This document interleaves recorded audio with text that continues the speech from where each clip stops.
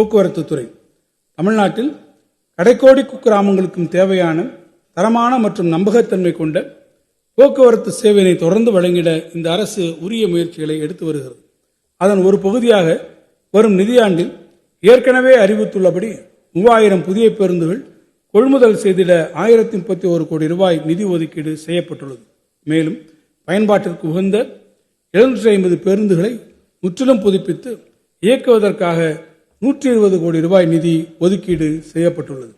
பெருநகரங்களில் காணப்படும் காற்று மாசுபாட்டினை குறைத்து சுற்றுச்சூழலை மேம்படுத்தும் நோக்கத்துடன் சென்னை மாநகரத்துக்கு 950 மின் பேருந்துகள், கோயம்புத்தூர் மாநகரத்துக்கு 75 மின் பேருந்துகள், மதுரை மாநகரத்திற்கு 100 மின் பேருந்துகள் என மொத்தம் 1125 மின் பேருந்துகள் உலக வங்கி மற்றும் ஜெர்மன் வளர்ச்சி வங்கி கடன் உதவியுடன் பொதுமக்களுடைய பயன்பாட்டிற்காக இந்த ஆண்டு முதல் அறிமுகப்படுத்தப்படும்.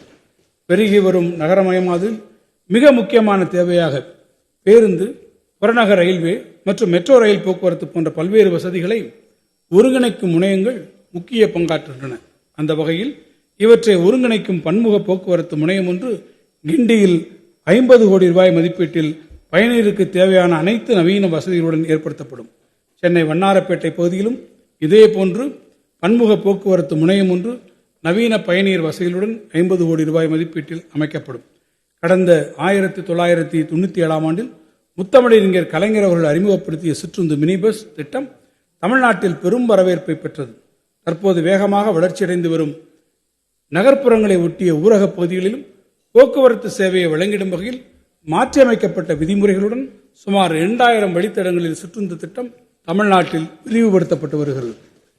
போக்குவரத்து கழகங்களின் செயல்பாட்டு திறன், சேவை வழங்கல் மற்றும் நிதிநிலையை மேம்படுத்துவதற்காக போக்குவரத்து கழகங்களுக்கு செயல்பாட்டின் அடிப்படையிலான ஊக்கத்தொகை வழங்குவதற்காக 2000 கோடி ரூபாய் தொகையுடன் ஊக்க நிதியம் வரும் நிதியாண்டில் உருவாக்கப்படும்.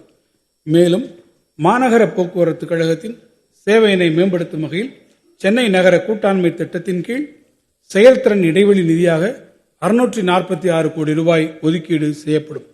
இந்த வரவு செலவு திட்டத்தில் மகளிர் விடியல் பயண திட்டத்திற்கான 3600 கோடி ரூபாய், மாணவர்களுக்கான பேருந்து கட்டண மானியத்திற்காக 1782 கோடி ரூபாய், டீசல் மானியத்திற்காக 1857 கோடி ரூபாய் நிதி ஒதுக்கீடு செய்யப்பட்டுள்ளது.